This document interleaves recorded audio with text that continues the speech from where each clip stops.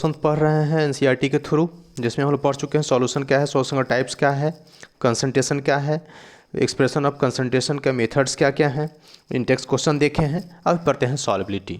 Solubility का मतलब होता है कि कितना सॉल्यूट किसी भी सैचुरेटेड सॉल्यूशन बनाने के लिए किसी भी गिवन अमाउंट ऑफ सॉल्वेंट में प्रेजेंट हो सकता है। तो मैक्सिमम अमाउंट जो प्रेजेंट रहेगा सॉल्यूट का सैचुरेटेड सॉल्यूशन में गिवन टेम्परेचर प्रेशर पर, तो वो उसका उस सॉल्वेंट की सॉल्युबिलिटी कहलाएगी।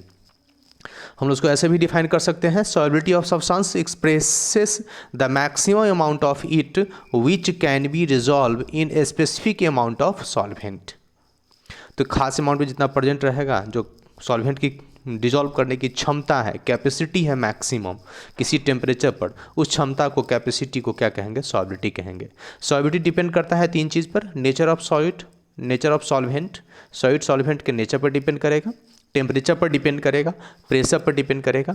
और टेम्परेचर जैसे कि नेचर पर कैसे डिपेंड करेगा, तो सॉल्यूट और सॉल्वेंट जब क्लोज आएगा तो सॉल्यूट और सॉल्वेंट के बीच में एक नया इंटरमोलिकुलर फोर्स जनरेट होगा, और ये जो जनरेट होगा इंटरमोलिकुलर फोर्स, वो एक नया टाइप का होगा। सॉलिड और सॉल्वेंट के बीच में जो सॉलिड और सॉल्यूट के आपस में अंदर में जो लगेगा सो, और सॉल्वेंट के बीच आपस में जो लगेगा सो, उन दोनों से डिफरेंट होगा। और वो डिफरेंट जो नया इंटरमोलिकुलर फोर्स जो सॉल्यूट और सॉल्वेंट के बीच में, इन दोनों के बीच में जो बनेगा, वो अगर स्ट्रॉन्गर होगा या इक्वल होगा, पहले सॉल्वेंट का या सॉलिड का जो होगा उसके इक्वल होगा, तब तो डिजॉल्व होगा, और अगर वीकर होगा तो डिजॉल्व नहीं होगा। तो सॉल्युबिलिटी इसी पर डिपेंड करता है, जो इंटरमोलिकुलर फोर्स जनरेट होता है सॉलिड और सॉल्वेंट के बीच में, उसी पर डिपेंड करता है। और पूरा चैप्टर का कंसेप्ट इसी पे चलता है। इंटरमोलिकुलर फोर्स स्ट्रॉन्गर है तो प्रोसेस ऑफ सॉल्युबिलिटी एक्सोथर्मल होगा, वीकर है तो एंडोथर्मिक होगा। अगर सॉल्युबिलिटी बहुत अच्छा है, इसका मतलब इंटरमोलिकुलर फोर्स स्ट्रॉन्गर हो गया, तो वेपर प्रेशर कम होगा, मेल्टिंग पॉइंट कम जाएगा, बॉइलिंग पॉइंट कम जाएगा, मेल्टिंग पॉइंट घट जाएगा। तो इस तरह से ये सब के सब डिपेंड करता है इंटरमोलिकुलर फोर्स पे ही। तो पूरा का पूरा चैप्टर में ideal solution, non ideal solution हो, हेनरीज लॉ का बात करेंगे, राउट्स लॉ की बात करेंगे, या कोलिगेटिव प्रॉपर्टीज़ की बात करेंगे, हर जगह हम लोग इसी बात की चर्चा करेंगे। एक कंसेप्ट पूरा चैप्टर चलेगा, वो क्या कि intermolecular force, nature of intermolecular force arises in the solution between solid and solvent. तो यही नेचर है। मतलब ये है कि अगर कोवेलेंट मॉलिक्यूल्स है तो कोवेलेंट में जैसा इंटरमोलिकुलर फोर्स है, नए कोवेलेंट के साथ भी लगभग वैसा ही होगा, तो कोवेलेंट में कोवेलेंट डिजॉल्व होगा, या आयनिक में आयनिक डिजॉल्व हो सकता है, क्योंकि आयनिक में आयनिक फोर्स लगता है तो आयनिक के बीच में आयनिक फोर्स जनरेट होगा। इसका मतलब एक टर्म हम लोग बोल सकते हैं, लाइक डिजॉल्व्स लाइक। अब टेम्परेचर सॉल्युबिलिटी कैसे इफेक्ट करेगा, अगर प्रोसेस ऑफ सॉल्युबिलिटी एक्सोथर्मिक है, टेम्परेचर अब बढ़ाएंगे तो सॉल्युबिलिटी घट जाएगी। एंडोथर्मिक है, टेम्परेचर बढ़ाएंगे तो सॉल्युबिलिटी बढ़ जाएगी। प्रेशर क्या है, प्रेशर अगर गैस है सॉल्यूट तो सॉल्युबिलिटी पर इफेक्ट पड़ेगा, प्रेशर बढ़ाएंगे तो सॉल्युबिलिटी बढ़ेगी, हेनरीज लॉ से जुड़ा हुआ है। और अगर सॉलिड है तो सॉलिड पर प्रेशर का इफेक्ट न के बराबर पड़ेगा, लिक्विड में भी न के बराबर पड़ेगा। तो मेन गैस पर ही इफेक्ट पड़ता है प्रेशर का। तो ये सॉल्युबिलिटी है, सॉल्युबिलिटी का फैक्टर है। अब इन चीज़ों को, छोटे से टॉपिक पर पूरा चैप्टर है और महत्व रखता है, इसको थोड़ा बुक के थ्रू पढ़ते हैं, एनसीईआरटी बुक के थ्रू। बुक पढ़ना जरूरी है, बुक समझना जरूरी है। Solubility of a substance is its maximum amount of that can be dissolved in a specific amount of solvent at a specified temperature। खास तापमान पर किसी भी सब्सटेंस का वो मैक्सिमम अमाउंट जो डिज़ोल्व हो सकता है एक खास अमाउंट ऑफ, एक निश्चित अमाउंट ऑफ सॉल्वेंट में, उसे क्या बोलेंगे, सॉल्युबिलिटी कहेंगे। It depends upon the nature of solute and solvent as well as temperature and pressure। अब ये सॉल्युबिलिटी कितना, मैक्सिमम अमाउंट जो है, ये अमाउंट ज़्यादा या कम होगा, ये सॉल्युबिलिटी में डिपेंड करेगा किस पर, नेचर ऑफ सॉल्यूट, विलेय और विलायक के प्रकृति पर निर्भर करेगा, तापमान पर निर्भर करेगा, दाब पर निर्भर करेगा। तो ये temperature, pressure, nature of solid और सॉल्वेंट पर डिपेंड करेगा। Let us consider the effect of these factors in solution of solid और गैस इन अ लिक्विड। तो हम लोग सिलेबस में आते हैं सॉलिड, लिक्विड या गैस का सॉल्युबिलिटी पर इसका कैसा प्रभाव पड़ता है देखने के लिए। Every solid does not dissolve in A given liquid. सभी सॉलिड सभी लिक्विड में डिजॉल्व नहीं होता। while sodium chloride NaCl and sugar dissolve readily in water। जबकि नमक और चीनी पानी में जल्दी ही घुल जाता है। Naphthalene and anthracene do not, जबकि वहीं पर नेफ्थलीन और एंथ्रासिन डिजॉल्व नहीं करता है।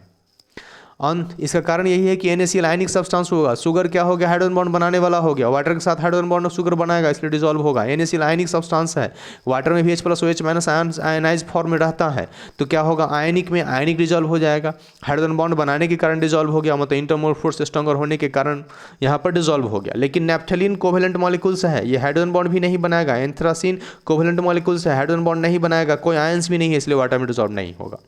On the other hand naphthalene and anthracene dissolve in readily in benzene but sodium chloride and sugar do not। Benzene में सोडियम क्लोराइड और शुगर डिजॉल्व नहीं होगा, जबकि नेफ्थलीन और एंथ्रासिन डिजॉल्व हो जाएगा। तो नेफ्थलीन और एंथ्रासिन कोवेलेंट मॉलिक्यूल्स है, बेंजीन कोवेलेंट मॉलिक्यूल्स है, न्यू फोर्स कोवेलेंट जनरेट होगा, इसलिए वो डिजॉल्व हो जाएगा। Like dissolves like, sodium chloride ionic है, शुगर हाइड्रोजन बॉन्ड बनाने वाला है, इसलिए डिजॉल्व नहीं होगा। It is observe that polar solutes, मतलब डायपोल डायपोल जिसमें जनरेट रहेगा, dissolves in polar solvents, polar में पोलर डिजॉल्व होगा, non polar solutes in non polar solvent, non polar में डिजॉल्व होगा, अध्रुवीय अध्रुवीय में, ध्रुवीय ध्रुवीय में घुल्ले होगा। इन जनरल सामान्यतः a solute dissolves in solvent if the intermolecular force interaction are similar in the two, और we may say like dissolves like. एकदम simple sentence, solute dissolves in solvent, solid से डिजॉल्व होगा solvent में अगर intermolecular force अंतराणविक बल generate हुआ है, वो जो सॉलिड के बीच में है, सॉल्वेंट के बीच में पहले से है, वैसा ही अगर हो गया है तो, यानी सॉलिड को अगर हम लोग A माने तो A के बीच में जो होगा, सॉल्वेंट को B माने तो B और B के बीच में जो इंटरमोलिकुलर फोर्स होगा, वैसा ही नया जनरेट A और B के बीच जो हुआ है वैसा ही होगा अगर, तो डिजॉल्व होगा। इसलिए हम कह सकते हैं like dissolves like, polar dissolves in polar, non polar dissolves in non polar, ध्रुवीय ध्रुवीय में, अध्रुवीय में, इसलिए जैसा होगा वैसा ही में डिजॉल्व होगा। नेक्स्ट पेज देखते हैं NCERT का। When a solute is added to the solvent, some solute dissolves and its concentration increases in solution. When a solute is added in the solvent, some solute dissolves and its concentration increases in the solution। जब solid को हम लोग solid को जब हम solvent में डालेंगे तो कुछ डिजॉल्व होगा, और डिजॉल्व होगा तो सॉलिड अंदर जाएगा सॉल्यूशन में, तो क्या होगा, कंसंट्रेशन बढ़ गया। दिस प्रोसेस, सांद्रण बढ़ गया। This process is known as dissolution, मतलब सॉलिड का सॉल्यूशन में जाना और कंसंट्रेशन बढ़ना, इस प्रोसेस को डिसोल्यूशन कहेंगे, घुलता कहेंगे। Some solute particles in solution collide with the solute particles and get separated out of solution। और जब वो डिजॉल्व कर रहे होते हैं, घोल रहे होते हैं, तो कुछ पार्टिकल्स क्या होगा, आपस में टकराएगा और टकरा करके सॉल्यूशन से बाहर भी आएगा। This process is known as, इस प्रक्रिया को बोलते हैं क्रिस्टलाइजेशन, इसको क्रिस्टलाइजेशन कहते हैं। सॉलिड सॉल्वेंट मिल करके सॉल्यूशन में जाएगा, डिसोल्यूशन कहलाएगा, घुल लेता, और सॉल्यूशन से बाहर आएगा तो क्रिस्टलाइजेशन, रवाकरण। A stage is reached when the two process occurs at the same rate. एक समय आता है कि rate of dissolution and rate of precipitation, बाहर निकलने का रेट ऑफ प्रेसिपिटेशन, अंदर जाने का रेट ऑफ डिसोल्यूशंस इक्वल हो जाएगा, are same rate. Under such condition, इस समय number of solid particles going into the solutions, इसमें सॉलिड पार्टिकल सॉल्यूशन में जिस रेट से जाएगा उसी रेट से बाहर भी निकल रहा होगा, will be equal to solid particles separating out and a state of dynamic equilibrium is reach. और इस तरह से सॉलिड सॉल्वेंट के सॉल्यूशन के बीच में निकलने और डिजॉल्व होने के रेट इक्वल हो जाएगा, और एक डायनेमिक इक्विलिब्रियम क्या होगा, साम्य अवस्था आ जाएगा। एट दिस स्टेज, इस इक्विलिब्रियम में, the concentration of solute in solution will remain constant under the given condition. इस तरह से क्या होगा, कंसंट्रेशन नहीं बदलेगा, कंसंट्रेशन रुक जाएगा, सांद्रण उतना ही रहेगा, क्योंकि जितना मॉलिक्यूल्स अंदर है उसी रेट से उतना ही मॉलिक्यूल्स बाहर जा रहा है, मीन्स कंसंट्रेशन में कोई भी चेंज नहीं होगा। That is temperature and pressure, उस टेम्परेचर और प्रेशर पर क्या होगा, कांस्टेंट रहेगा। Similar process is followed when gas are dissolve in liquid solvent. ऐसे ही गैस को जब लिक्विड सॉल्वेंट में डिजॉल्व करेंगे, सॉलिड को जो लिक्विड में डिजॉल्व किए हैं तो solid plus solvent, solid plus solvent, solution में इक्विलिब्रियम आया है, उसी तरह से गैस में और लिक्विड में भी ऐसा ही इक्विलिब्रियम आएगा। गिवन टेम्परेचर और प्रेशर पर, कांस्टेंट टेम्परेचर और प्रेशर पर। टेम्परेचर प्रेशर चेंज करेंगे तो बदल जाएगा। लीचेट्री प्रिंसिपल्स इक्विलिब्रियम में पढ़े थे 11th में, वहाँ से। Such a solution in which no more solute can be dissolve at the same temperature and pressure is called saturated solution. वैसा सॉल्यूशन जिसमें अब थोड़ा भी सॉल्यूट या सॉल्वेंट उस गिवन टेम्परेचर, जिस टेम्परेचर प्रेशर पर सॉल्यूशन तैयार रखे हैं उसमें आप नहीं डिजॉल्व कर सकते हैं तो उसको सैचुरेटेड सॉल्यूशन कहते हैं। An unsaturated solution is one in which more solute can be dissolved at the same temperature। और unsaturated हुआ है जिसमें और solute को dissolve कर सकते हैं। The solution which is in dynamic equilibrium with undissolved solute is the saturated solution and contains the maximum amount of solid dissolved in a given amount of solvent। जब equilibrium आ जाएगा, साम्य अवस्था आ जाएगा, तो उस समय क्या होगा, सॉलिड और सॉल्यूशंस के मिलने और प्रेसिपिटेट होने का, डिजॉल्व होने का, प्रेसिपिटेट होने का रेट इक्वल हो जाएगा और वह डायनेमिक इक्विलिब्रियम होगा, ठीक है, जिसमें क्या होगा कि सैचुरेटेड सॉल्यूशन बन जाएगा। तो सैचुरेटेड सॉल्यूशन होने पर ही इक्विलिब्रियम एस्टेब्लिश हो पाता है। फिजिकल इक्विलिब्रियम में 11th में पढ़े थे हम लोग। Thus the concentration of solute in such a solution its solubility। तब उस समय पर उस इक्विलिब्रियम पर जितना कंसंट्रेशन है सॉल्यूट का, वह उस सॉल्यूशन का सॉल्युबिलिटी भी कहलाएगा। Earlier we have observed that solubility of one substance into another depends on the nature of substances। हम लोग अभी देखे हैं कि like dissolves like, कोवेलेंट में कोवेलेंट, आयनिक में आयनिक में डिजॉल्व होगा, तो सॉल्युबिलिटी उसी पर डिपेंड्स करता है। In addition to these variables, two other parameters temperature and pressure also control this phenomena। तो ये जो सैचुरेटेड सॉल्यूशन बनेगा और सॉल्युबिलिटी जो होगी, सॉल्युबिलिटी में कितना कंसंट्रेशन रहेगा, ये टेम्परेचर प्रेशर से के द्वारा भी कंट्रोल होता है। Earlier we have observed that solubility of one substance into another depends on the nature of substances। In addition to these variables, two other parameters temperature and pressure also control the phenomena। तो temperature pressure भी इस phenomena को control करेगा। Effect of temperature क्या होगा देखते हैं। The solubility of solid in liquid significantly affected by temperature change. Solubility temperature के द्वारा बहुत ही अच्छे से प्रभावित होगा। कैसे देखते हैं। Consider the equilibrium represented by equation 2.10।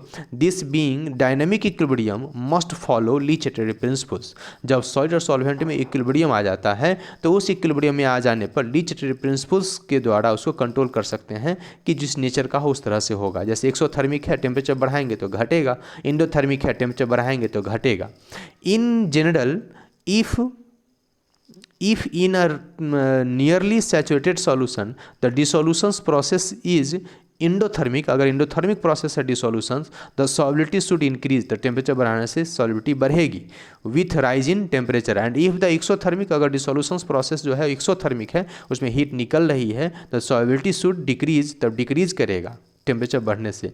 These trends are also observe experimentally, right. तो ये प्रायोगिक ढंग से देखा भी गया है कि अगर गर्म हो रहा है, हीट निकल रहा है, टेम्परेचर बढ़ाएंगे सॉल्युबिलिटी घट जाएगी। लीचेट्री प्रिंसिपल्स भी यही कहलाता है, ये हम लोग देखे थे इक्विलिब्रियम में। Effect of pressure. Pressure does not have any significant effect on solubility of solids in liquid. Pressure क्या है, सॉलिड को और लिक्विड पर सॉल्युबिलिटी पर इफेक्ट नहीं करता है। It is so because solid and liquids are highly incompressible.